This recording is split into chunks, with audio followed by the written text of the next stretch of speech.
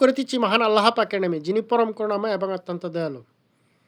এদের বাবা তার মেয়েদেরকে সম্পদ দান করা নিয়ে আহমদুল্লাহ সাহেব কি কথা বলে একটু শুনেন, তারপর আমি বিস্তারিত বলবো।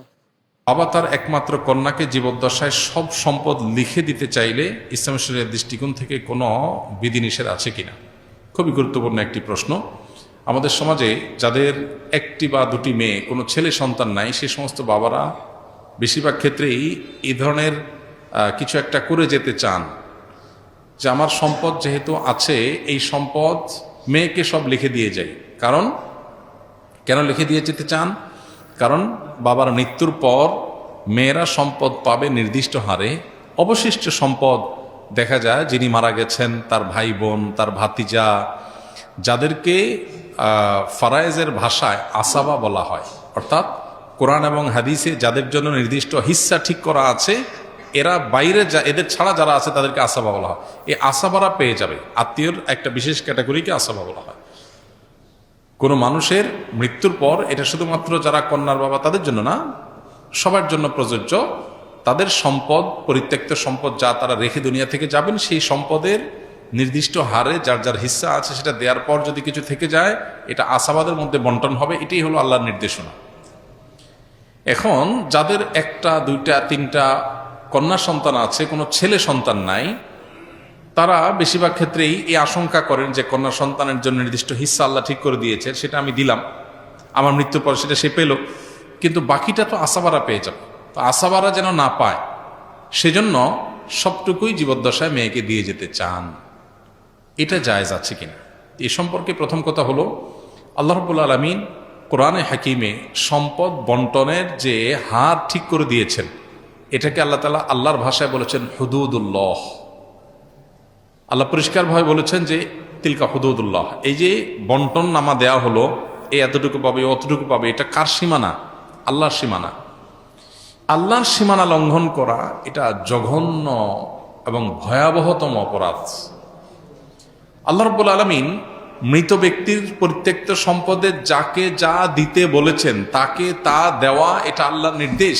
আল্লাহ বলেছেন ফরিদাতুম মিনাল্লাহ, এটা আল্লাহর নির্ধারণ। এটা কে ফিক্স করেছেন? আল্লাহ করেছেন। আল্লাহ তাআলা পরিষ্কারভাবে বলেছেন এটা আল্লাহর নির্ধারণ, এটা আল্লাহর সীমানা, অতএব এগুলো ক্রস করা যাবে না। অ্যাপ্রোচ বা এই উদ্যোগটা প্রশংসনীয় কোনো উদ্যোগ নয়।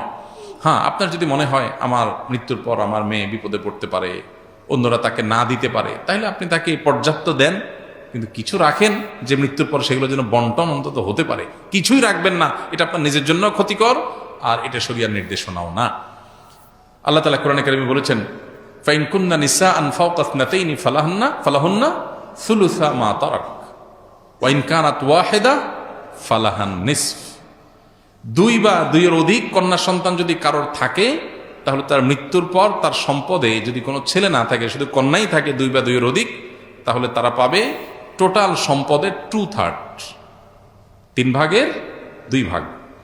আর যদি একটি কন্যা সন্তান থাকে, তাহলে টোটাল সম্পদের 50%, হাফ, অর্ধেক পেয়ে যাবে।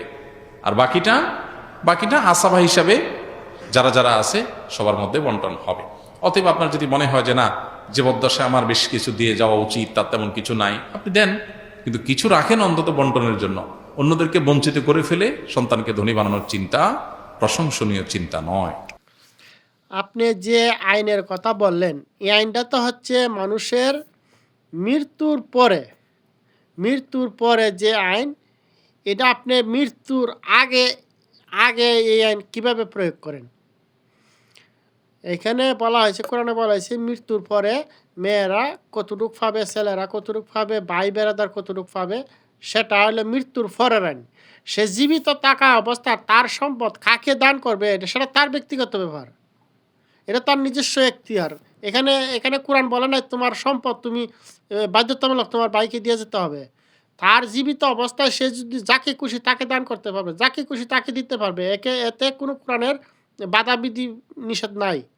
তাহলে আপনি মৃত্যুর পরের আইন কি করে জীবিত অবস্থায় আইন প্রয়োগ করেন? এটা কি মূর্খতা নয়?